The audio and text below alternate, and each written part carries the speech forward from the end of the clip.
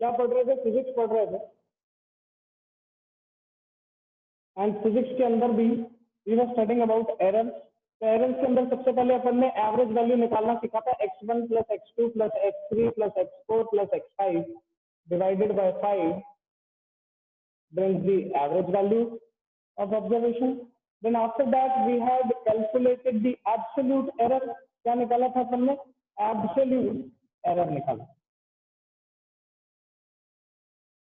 absolute error निकाला। और absolute error कैसे निकालते हैं? एब्सोल्यूट एरर कुछ इस तरीके से निकालते हैं। हमने एक एक क्वांटिटी में क्या एरर है वो फाइंड करने के लिए हमने mod of x bar minus x1, ऐसे ही डेल्टा x2 निकालने के लिए mod of x bar minus x2, ऐसे ही डेल्टा x3 निकालने के लिए हमने क्या किया? Mod of x bar minus x3 and so on. अगर मॉड ऑफ डेल्टा xn निकालना पड़ेगा तो अपन क्या निकालेंगे? Mod of x bar minus xn। मतलब nth के लिए अगर फाइंड करना है तो ये फॉर्मूला लगा दो और निकल जाएगा। n की जगह पे आप कोई भी वैल्यू रख सकते हैं, 1 2 3 4 5 एंड सो ऑन। चलिए यहाँ तक अपन ने देखा। तो इसके बाद अपन ने क्या देखा था? Mean of absolute errors. Mean of absolute errors. Mean of absolute errors के अंदर अपन क्या देख रहे थे? डेल्टा एक्स बार देख रहे थे। मतलब जो भी हमने एब्सोल्यूट एरर्स निकाले अब उनका भी क्या कर देंगे? मीन निकाल लेंगे। तो मीन निकाल लेंगे तो delta x1 plus delta x2 plus and so on कब तक? डेल्टा xn तक डिवाइड बाय क्या कर देंगे? n से कर देंगे। मेरे को क्या मिल जाएगा? एवरेज वैल्यू मिल जाएगी। किसकी? Mean of absolute errors. Then we had calculated the fractional value. इसके बाद अपन ने क्या निकाला था? फ्रैक्शनल एरर निकाला था, फ्रैक्शनल वैल्यू एरर्स। और ये कैसे निकालते हैं अपन? Delta X bar divided by X bar. Clear? Delta X bar divided by X bar. इसके बाद अपन ने निकाला percentage error.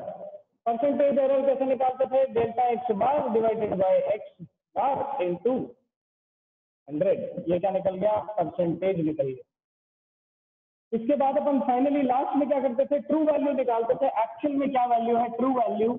And true value निकालने के लिए हम या तो एक्स बार में प्लस कर देते हैं अपने एरर को, या तो माइनस कर देते हैं और आगे लिख देते हैं डेल्टा एक्स बार का।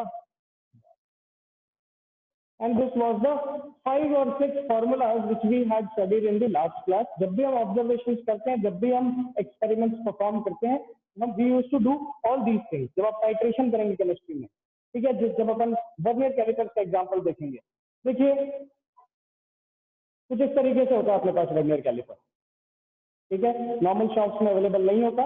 But how to use this, आप ध्यान से देख रहा होगा कि इसके ऊपर एक स्केल बना हुआ है एंड इस स्केल के हेल्प से अपन क्या फाइंड करते हैं? इस स्केल के हेल्प से we use to find the depth भी निकाली जाती है, ठीक है। इस स्केल के हेल्प से हम डायमीटर निकालते हैं, किसी हॉलो स्ट्रक्चर का इनर डायमीटर और आउटर डायमीटर, ये सब चीजें फाइंड आउट की जाती है।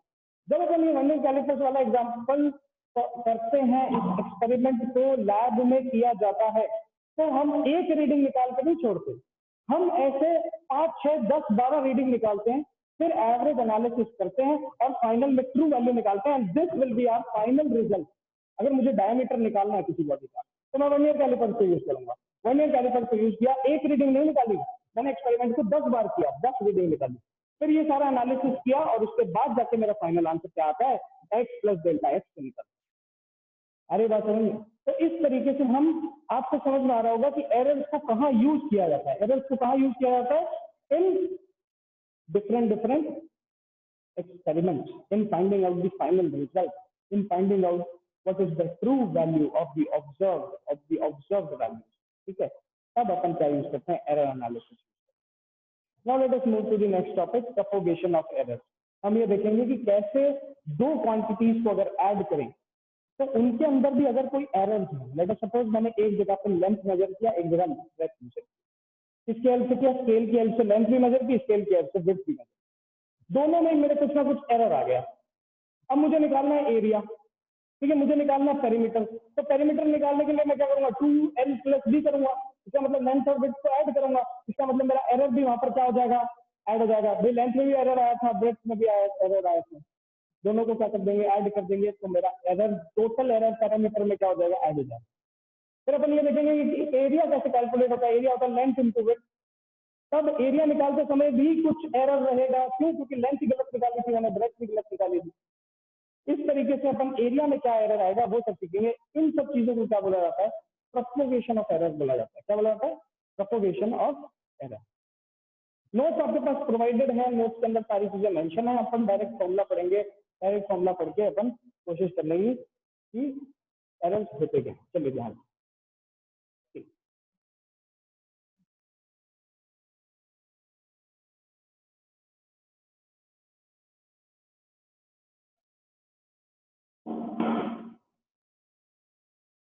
चलिए तो अपनी हेडिंग क्या रहेगी, propagation of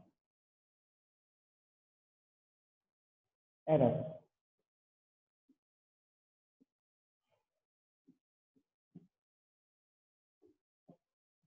late us suppose मुझे दो क्वांटिटीज को मिला के तीसरी क्वांटिटी बनानी है। मान लेते हैं मुझे x और y, इन दोनों को ऐड करके, x प्लस y को ऐड करके क्या बनाना है, z बनाना है। ठीक है, मान लेते हैं x प्लस y को ऐड करके मुझे क्या बनाना है, z बनाना है। z अगर बनाएंगे तो ध्यान से देखिए, x plus y equal to z। Let us suppose the error in x is delta x and the error in y is delta y। हमने क्या माना कि एरर इन x कितना है, डेल्टा x है, और क्या माना, एरर इन y कितना है, डेल्टा y। चलिए अगर मुझे x प्लस वाई को ऐड करना है तो z क्वांटिटी मिल जाएगी, डायरेक्टली ऐड कर दोगे, हमें पता है एडिशन वगैरह कैसे करते हैं। ठीक है, सही बात है कि नहीं, अपन ने सीख लिया था। उसी तरीके से ऐड तो हो जाएगा। एरर के साथ क्या होगा भाई, अगर मुझसे कोई पूछे कि इसमें भी तो एरर था, वाई में भी तो एरर था, तो इसका मतलब जेड में भी कुछ ना कुछ एरर होना चाहिए। अगर इसमें भी कुछ ना कुछ एरर है तो कैसे फाइंड आउट होगा, बेटा हमेशा याद रखना, अगर मैं दो एरर वाली क्वांटिटीज को ऐड या सब्ट्रैक्ट कर दूं तो देखो रियल वैल्यू से वैसी की वैसी फाउंड हो जाएगी। ऑब्जर्वेशन वैल्यू को ऐड कर दिया, डायरेक्ट जेड निकल आया। बट जब एरर निकालेंगे तो हमेशा और हमेशा इंडिविजुअल एरर्स को क्या कर देंगे, ऐड कर देंगे। क्या कर देंगे बेटा, ऐड कर देंगे। यहां तक अगर बात समझ में आई है, क्या चीज कि एडिशन के अंदर अपन ने क्या देखा, जब भी दो ऑब्जर्वेशन को हम ऐड करेंगे तो हमें तीसरी क्वांटिटी मिल जाएगी। बट इनके अगर इंडिविजुअल एरर की बात की जाए कि भैया ऐड करने के बाद जेड में कितना एरर होगा, तो वो कैसे निकाला जाएगा, वो इंडिविजुअल एरर्स को हमेशा ऐड करके निकाला जाएगा। मान लो मैं एडिशन की जगह यहाँ पर सब्ट्रैक्शन कर देता हूँ, एक्स माइनस वाई कर देता हूँ, तो जो एरर रहेगा यहाँ पर जो एरर रहेगा, that error will be what, check करके देखते हैं। तब भी जब जो डेल्टा जेड निकालूंगा, that delta Z will be addition of individual errors only. बच्चों याद रखने की बात कि चाहे मैं एडिशन कर रहा हूं, चाहे मैं दो क्वांटिटीज का सब्ट्रैक्शन कर रहा हूं, एरर जो निकलेगा वो हमेशा ऐड करके निकलेगा। एरर हमेशा बढ़ता है, कम नहीं हो जाता। ऐसा नहीं होगा कि सब्ट्रैक्ट करने के बाद एरर भी सब्ट्रैक्ट हो गया, नहीं भाई, वैल्यू तो गलत ही निकाली थी ना एक्स वाई की, तो जेड की वैल्यू भी गलत ही आएगी। गलत आएगी तो कितनी गलत आएगी वो अपन ऐसे निकाल लेंगे, अगर एडिशन या सब्ट्रैक्शन हो रखा है तो।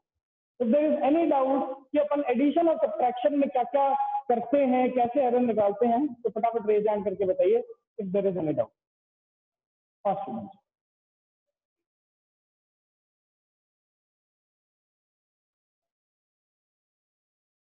चलिए अगर यहाँ तक टॉपिक क्लियर है तो बता दो रेज हैंड करके।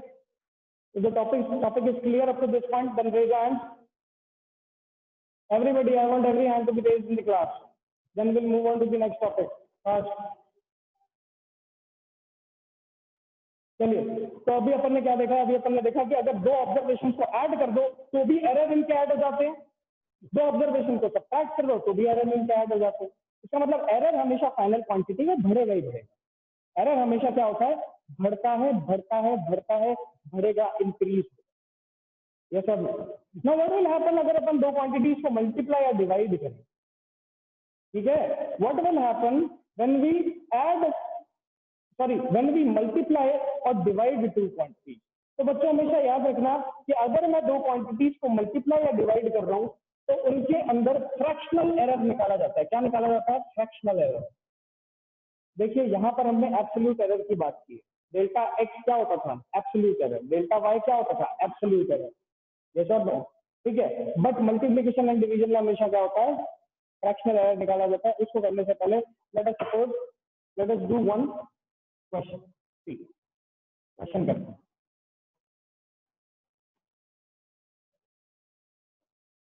क्वेश्चन कहता है if L is equal to 2 meter and delta L is equal to 0.2 meter, B is equal to 5 meter and delta B is equal to 0.1 meter.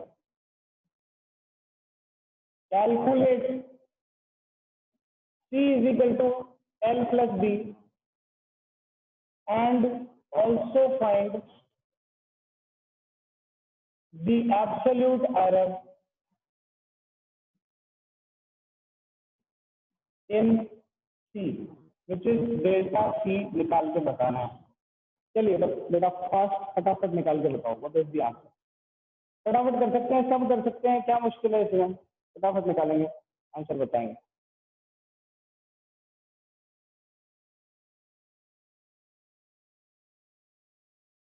Fast fast, ठीक है। Divya Singh, Shoaib, very good. मोर मोर, और answer चाहिए। विपुल,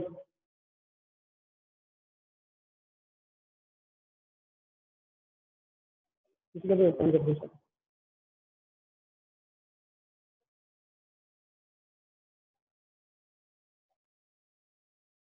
B तो क्या आनी चाहिए? Errors को क्या कर देना पड़ेगा? ऐड कर देना पड़ेगा। Delta L plus delta B add कर दिया, ऐड कर दिया। क्या आएगी वैल्यू यहाँ पर? इसके अंदर वैल्यू 0.2 थी और इसकी वैल्यू थी 0.1। Answer will be 0.3 metre. ये मेरे पास एब्सोल्यूट एरर किसका आ गया? डेल्टा सी का। आई होप इसमें कोई भी मुश्किल नहीं। चलिए नेक्स्ट क्वेश्चन करते हैं, देखते हैं यहाँ पर हो क्या रहा है। चलिए इस तरीके से अपन क्या करते हैं? एडिशन या सब्ट्रैक्शन। अब मान लो इधर एल प्लस बी ना हो करके यहाँ पर एल माइनस बी होता, ठीक है। मान लेते हैं हमें क्या करना है? एल माइनस बी करना है। तो एल माइनस बी करोगे 2 माइनस 5 माइनस 3 आंसर आ जाएगा, हम जानते हैं, ठीक है। मॉड निकालेंगे 3 आंसर आ जाएगा। लेकिन तब भी क्या होता? तब भी एरर हम ऐसे ही निकालते। बच्चों याद करने की बात यह है कि एरर हमेशा ऐड होता है, चाहे क्वांटिटी ऐड हो रही हो चाहे सब्ट्रैक्ट हो रही हो। इधर ऐड हो रही थी, अगर मैं क्वेश्चन में सब्ट्रैक्ट भी कर दूं तो भी एरर हमेशा ऐड ही होगा। इसी को बोलते हैं क्यूमुलेटिव प्रॉपर्टी। क्या बोलते हैं? Cumulative property. एरर हमेशा क्यूमुलेटिव प्रॉपर्टी शो करता है। भाई एक बार एरर लेंथ में आ गया, एक बार विड्थ में आ गया, अगर दोनों को ऐड करूंगा तो जो तीसरी क्वांटिटी बनेगी उसमें दोनों के एरर्स इंक्लूड हो जाएंगे। जो तीसरी क्वांटिटी बनी उसमें दोनों के एरर इंक्लूड हो जाएंगे। और रूल ये कहता है कि एडिशन सब्ट्रैक्शन में एब्सोल्यूट एरर्स को भी ऐड कर दो। इसी को क्या बोला जाता है? क्यूमुलेटिव प्रॉपर्टी बोला जाता है। क्यूमुलेटिव आप लोग जानते हैं कि क्यूमुलेटिव प्रॉपर्टी क्या होती है कि अगर एक बार एक रीडिंग के अंदर एरर आ गया, दूसरी रीडिंग में भी एरर आ गया, दोनों को ऐड किया तो जो तीसरी क्वांटिटी बनेगी उसमें एरर हमेशा हमेशा ऐड होगा। चाहे सब्ट्रैक्शन करोगे तो भी एरर हमेशा ऐड ही होगा। This is the value of absolute error and this is the way to calculate absolute error when हमारी क्या बात हो रही हो? जब हमने एडिशन या सब्ट्रैक्शन कर। नाउ लेट अस सपोज हम क्या कर रहे हैं? मल्टीप्लिकेशन कर रहे हैं। क्या कर रहे हैं? मल्टीप्लिकेशन। नाउ जब भी हम मल्टीप्लिकेशन करेंगे तो फॉर्मूला थोड़ा सा चेंज हो जाता है। ध्यान से देखेंगे, समझेंगे बहुत ही आसान बच्चों वाला खेल है। बच्चा जानता है।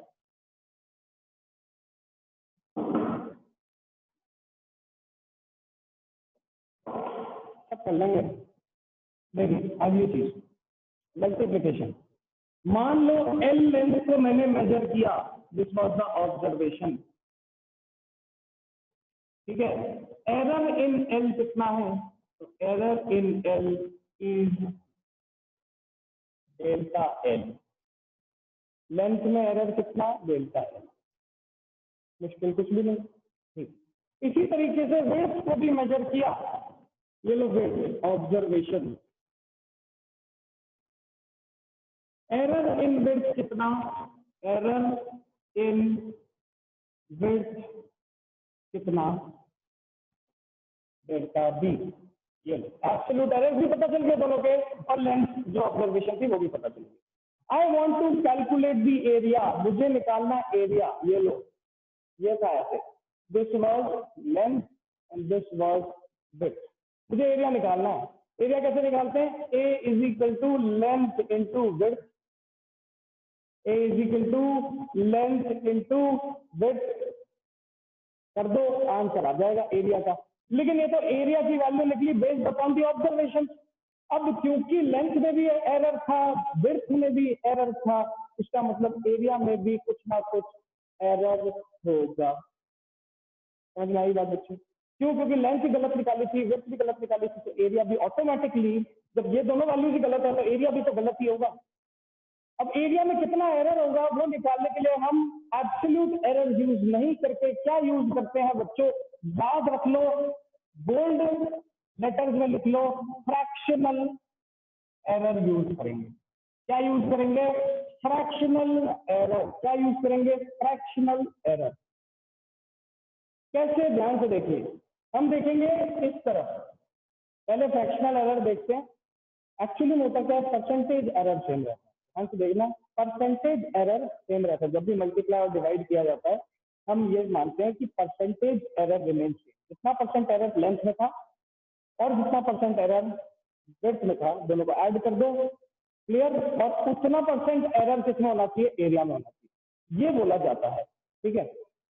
बट एक्चुअली में हम क्या निकाल रहे हैं? परसेंटेज परसेंटेज परसेंटेज, तो 100 हर तरफ से कैंसिल हो जाता है और हम फ्रैक्शनल एरर निकाल के मेरा काम चल जाता है, ठीक है। तो formula comes out to be like this, the percentage, या फिर इधर बोलेंगे अपन fractional error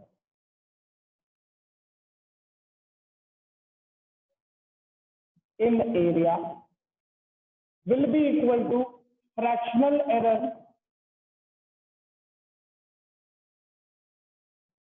in length multiplied by power of length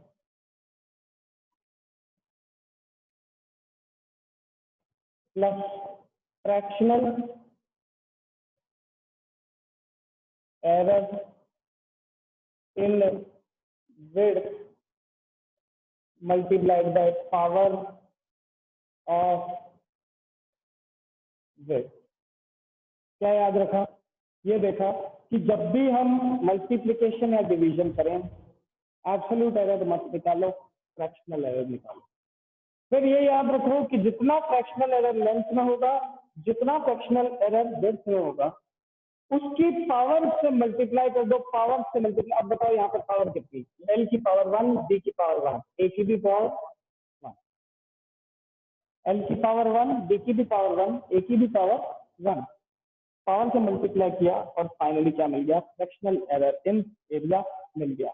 अगर बताओ इस क्वेश्चन के अंदर या इस फॉर्मूले के अंदर कोई भी डाउट है तो मुझे एक बार बता दीजिए, वरना अपन आगे चले क्वेश्चन करें फटाफट। If there is any doubt in this formula then आप मुझे बता दीजिए और अपन क्वेश्चन करते हैं।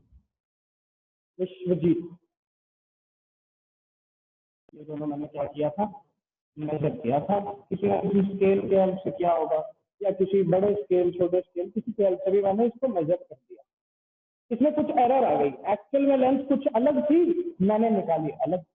इसका मतलब लेंथ जो मैंने निकाली है वो गलत है, उसमें कुछ ना कुछ एरर है। ऐसी जो विड्थ जो मैंने निकाली वो भी गलत है, उसमें कुछ ना कुछ एरर है। तो जब मैं इस लेंथ और इस विड्थ की वजह से एरिया निकालूंगा तो ऑब्वियसली जब ये भी गलत था, ये भी गलत था, तो एरिया भी ऑब्वियसली क्या आ जाएगा? गलत आ जाएगा। इसमें भी कुछ ना कुछ एरर है। अब वो एरिया में एरर कैसे निकालेंगे, उसके लिए अपन क्या यूज कर रहे हैं? फ्रैक्शनल एरर यूज कर रहे हैं। एक्चुअली बात बच्चों याद क्या रखनी है फील लेने के लिए, एग्जाम में याद रखने के लिए, याद रखना है आपको percentage error in area is equal to percentage error in length plus percentage error in width. ठीक है, होता क्या है कि एरिया में एरर निकालने के लिए आपको परसेंटेज एरर एरिया निकालना पड़ता है। उसके लिए आप क्या करते हैं, परसेंटेज एरर इन लेंथ निकालते हैं और परसेंटेज एरर इन विड्थ निकालते हैं, दोनों को ऐड करते हैं। अब कुछ होते ये भी परसेंटेज, ये भी परसेंटेज, ये भी परसेंटेज, और परसेंटेज के फॉर्मूला में मल्टीप्लाई हम किसको करते हैं, 100 से मल्टीप्लाई करते हैं, 100 पूरी इक्वेशन से कैंसिल हो जाएगा, क्या बच जाएगा, फ्रैक्शनल एरर बच जाएगा। क्या बच जाएगा, फ्रैक्शनल एरर। कैसे, ध्यान से देखिए इधर, delta X bar upon X bar, ये था fractional. Delta X bar divided by X bar multiply 100 कर दूंगा, क्या मिल जाएगा, परसेंटेज। फॉर्मूला कहता है percentage area error in area बराबर होगा percentage error in length plus percentage error in width. ठीक है, पूरी इक्वेशन में परसेंटेज निकालना है। तो परसेंटेज के अंदर तो 100 होता है ना, इधर भी फॉर्मूले में 100 होगा, इधर भी होगा 100, इधर भी होगा 100, 100 हटा दिया, कैंसिल कर दिया, पूरी इक्वेशन से क्या बच जाएगा, तो इस इक्वेशन से अगर मैं 100 छुपा दूं, हटा दूं, क्या बच गया, डेल्टा एक्स बार बाय एक्स बार। अभी किसके बराबर है, फ्रैक्शनल के बराबर है, इसलिए यहाँ पर मैंने फ्रैक्शनल एरर लिख दिया। तो एक्चुअल में जब भी अपन मल्टीप्लाई या डिवाइड करेंगे, हम क्या निकाल रहे होंगे, हम फ्रैक्शनल एरर्स की बात कर रहे होंगे। एक्चुअली में वो क्या रहा है, परसेंटेज एरर जितना भी है उनको ऐड कर दे रहे हैं, तो टोटल एरर फाइंड हो जा रहा है। चलिए यहाँ तक क्लियर है, इधर हैंड रेज करके बताइए।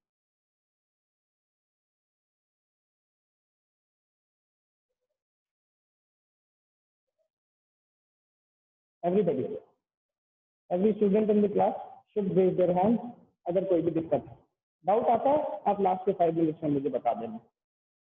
ठीक है, पूरी इन डेप्थ बात करेंगे, इन डेप्थ घुसेंगे और फिर देखेंगे जेई मेंस और नीट में कैसे सवाल आते हैं, उनको भी क्लास के अंदर सॉल्व करेंगे। अभी से कितना देखो कि हमें जब एडिशन सब्ट्रैक्शन करना था तो हम टोटल एरर निकालने के लिए इंडिविजुअल एब्सोल्यूट एरर को ऐड करते थे, लेकिन जब मल्टीप्लाई या डिवाइड करेंगे तो हम परसेंटेज एरर निकालेंगे और उनको ऐड कर देंगे। एब्सोल्यूट तो नहीं करेंगे, क्या करेंगे, परसेंटेज एरर निकाल के ऐड करेंगे। ठीक है, क्वेश्चन करते समझ में आ जाता है, क्वेश्चन से हमेशा सारी चीज समझ में आ जाती है, याद रखने वाली बात। चलिए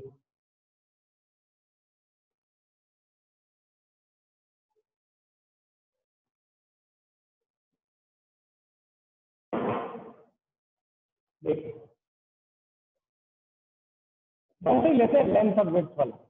लेंथ मैंने मेजर की 5 मीटर, एरर इसमें था delta L, absolute error was 0.1। ठीक है, ऐसे ही विड्थ मेजर की 2 मीटर, एरर इसमें था डेल्टा बी 0.1 मीटर। कैलकुलेट करना है मुझे एरिया, जो कि होता है लेंथ इंटू विड्थ, दोनों की पावर 1। क्यों बार बार पावर की बात कर रहा हूं, समझेंगे, देखेंगे। कैलकुलेट करना है area and error in area. चलिए देखिए, करने की कोशिश करते हैं, समझते हैं, पहले समझ लो। फंडा क्या कहता है, फंडा कहता है कि परसेंटेज एरर जो होगा एरिया के अंदर वो बराबर होगा percentage error in length plus percentage error in width. देखिए लिख देते हैं, यहां पर लिखते हैं ऐसे, percentage error in area is equal to percentage error in length plus percentage error in width. समझने वाली बात, इंपॉर्टेंट, वेरी इजी। ठीक, फॉर्मूला लगाएंगे, फॉर्मूला लगाएंगे, इधर बनेगा delta A by A divided multiply by 100 equal to percentage error in length, क्या बनेगा, delta L by L multiply by 100 multiply by power, और यहाँ पर मल्टीप्लाई बाय पावर क्या होगी, 1 होगी। पावर कितनी है, 1 है। चलिए, plus delta B by B multiply by 100 into 1, क्योंकि बी की पावर भी यहाँ क्या है, 1।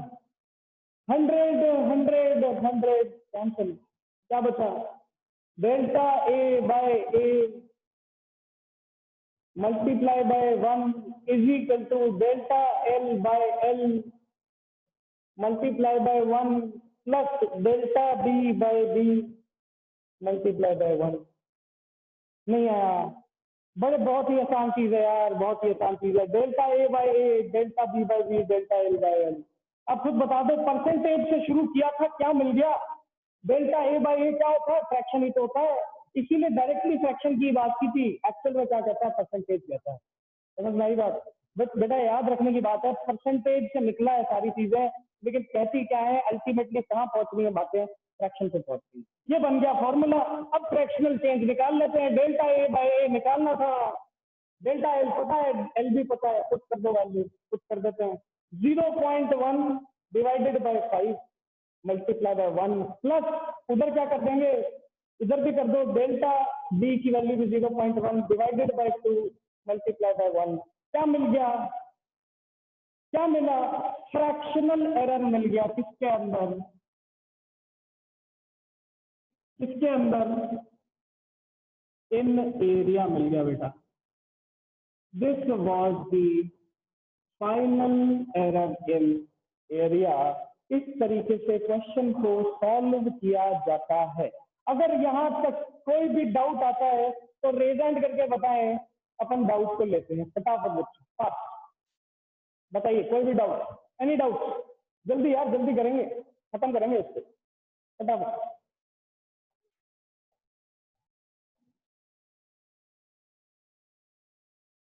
देखने को मिल भी सकता है, ध्यान से देखिए। इसी के ऊपर अपन एक क्वेश्चन कर लेते हैं, वर्नियर कैलिपर को थोड़ा सा डिले कर देंगे। चलिए क्वेश्चन ये कह देते हैं, चलो वही सेम क्वेश्चन ले लेते हैं लेंथ वाले, ठीक है। इस बार मैंने लेंथ के एक वैल्यू ना निकाल करके 3 वैल्यू निकाल ली, और ऐसी विड्थ की भी एक वैल्यू ना निकाल करके 2 वैल्यू निकाल ली। इधर आती है 2.1 मीटर, इधर आती है 2.2 मीटर, इधर आती है 2.3 मीटर, ठीक है। सिमिलरली इधर आती है 2.0 मीटर और इधर आती है 1.9 मीटर। ना ही मुझे एरर दिया इसने, ना ही मुझे ये बताया कि क्या करना है। मुझसे इसने पूछ लिया कि बता दो भैया एरिया क्या होगा, और ये बता दो परसेंटेज या फिर fractional area, fractional error in area कितना होगा। निकालने के लिए पहले क्या करेंगे, पहले यहां से एल बार निकालेंगे, एल बार से डेल्टा एल वन निकालेंगे, फिर डेल्टा एल टू निकालेंगे, फिर डेल्टा एल थ्री निकालेंगे, फिर इसके बाद डेल्टा एल बार निकाला जाएगा। और यही बात, इसका मतलब आपकी अब वैल्यू क्या निकली, एक तो एल बार की वैल्यू फाइंड आउट हो गई और अब डेल्टा एल बार की भी वैल्यू फाइंड आउट। सिमिलरली अपन बी के साथ भी यही चीज करेंगे, यहां से भी दोनों चीजें निकालेंगे, डेल्टा बी बार भी निकालेंगे और बी बार भी निकालेंगे। कितना आता है, निकाल लिया। उसके बाद अपन फॉर्मूला लगाएंगे। अब फॉर्मूला क्या लगेगा, delta A bar by A bar is equal to delta L bar by L bar multiply by 1 plus delta B bar by B bar multiply by 1। समझने वाली बात बच्चों ये थी, पिछले क्वेश्चन में एक ही ऑब्जर्वेशन था तो डायरेक्ट करके आंसर निकाल दिया। अगर 3, 4, 5, 6, 10 ऑब्जर्वेशन होंगे तो पहले अपन मेथड जो पहले सीख चुके हैं वो वाला करेंगे, फिर उसके बाद अप्लाई करेंगे। बताओ बच्चों यहां तक क्लियर है तो हैंड रेज करके बताइए, फिर आगे चलते हैं।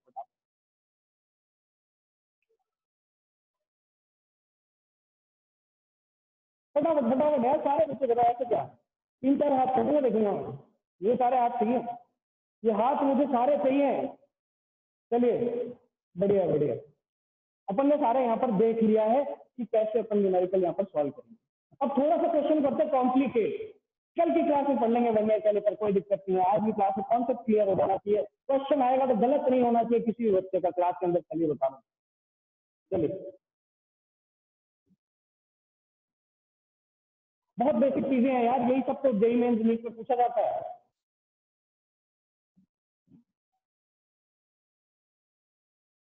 चलिए ध्यान से देखिए, अभी तक तो अपन ने देखा था कि एरिया में एरर निकालो जिसमें एल की भी पावर 1 थी और बी की भी पावर 1 थी।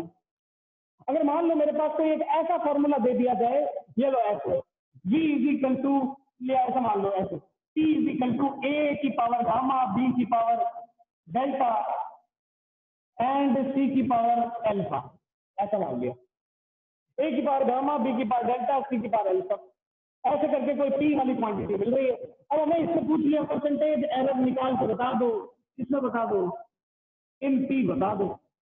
इसका मतलब इससे पूछ लिया मुझसे delta P by P into 100 की वैल्यू पूछ ली, कैसे निकालते हैं? हम जानते हैं, ध्यान से देखना बच्चों, हम जानते हैं परसेंटेज एरर इन पी बराबर किसके होगा? Percentage error in A multiplied by power of A plus percentage error in B multiplied by power of B plus percentage error of C multiply by power of C. Formula बनाते हैं, ध्यान से देखिए, percentage error P का निकालेंगे तो ये बनेगा delta P by P mod में मल्टीप्लाई बाय 100 बराबर delta A by A mod में डिवाइडेड बाय ए इंटू 100, लेकिन मल्टीप्लाई बाय क्या बोल रहा है? पावर ऑफ ए भी बोल रहा है, पावर ऑफ ए, और ए की पावर है गामा, तो यहाँ पर अपन मॉड में क्या लगा देंगे? गामा लगा देंगे, प्लस और करके क्या लगा देंगे? Delta B by B multiply by 100, power कितनी? Delta multiply by delta, plus delta C by C multiply by 100 multiply by power, power कितनी है? अल्फा, यहां लगा देंगे अल्फा। पूरी इक्वेशन से 100 100 100 कैंसल, क्या बचा? मेरे पास बचा डेल्टा पी बाय पी। अरे बेटा ये सबको पता ना, 100 यहाँ से कॉमन लिया और काट दिया, ये नहीं बताऊंगा, बच्चे जानते हैं ये सारी। चलिए, delta P by P is equal to delta A by A multiply by gamma plus delta B by B multiply by delta plus delta C by C multiply by L. इस तरीके से कॉम्प्लिकेटेड इक्वेशंस के लिए भी मैं percentage error हो, चाहे fractional error हो, चाहे कोई से फलाना एरर हो, हम निकाल सकते हैं, चाहे इक्वेशन कॉम्प्लिकेटेड हो, चाहे इक्वेशन आसान हो। If everything is clear up to this point, then raise your hand. बता सकते, जल्दी करो यार बच्चे, सबसे आते हैं, जल्दी जल्दी फास्ट। चलिए बढ़िया, बहुत बढ़िया, मजा आ गया। चलिए, आज की क्लास में मैं टारगेट लेकर आया था इससे 15 मिनट में कंप्लीट करने का, लेकिन आधा घंटा खिंच गया, कोई दिक्कत नहीं। वर्नियर कैलिपर्स का मेजरमेंट, वर्नियर कैलिपर्स के question will do in the next class, कोई जल्दीबाजी नहीं है, हमेशा अपन धीरे धीरे चलेंगे, सारी चीजों को समझते हुए चलेंगे। आज की क्लास में अपन ने एरर्स को कंप्लीट कर दिया है। In tomorrow's class will do some question answers and then we'll move on to the vernier calipers and screw gauge part of this chapter, and this chapter will be over. After completion of this chapter, we'll move on to the next topic, which is the basic mathematics which we have to use in physics. आज तक अपन ने सिर्फ physics के basics पढ़ रहे हैं, अब physics असली शुरू होने वाली है आफ्टर दिस चैप्टर। चलिए बच्चों, आज की क्लास यहीं पे खत्म करते हैं। All the best, God bless you. आज की क्लास खत्म हो चुकी है, थैंक यू।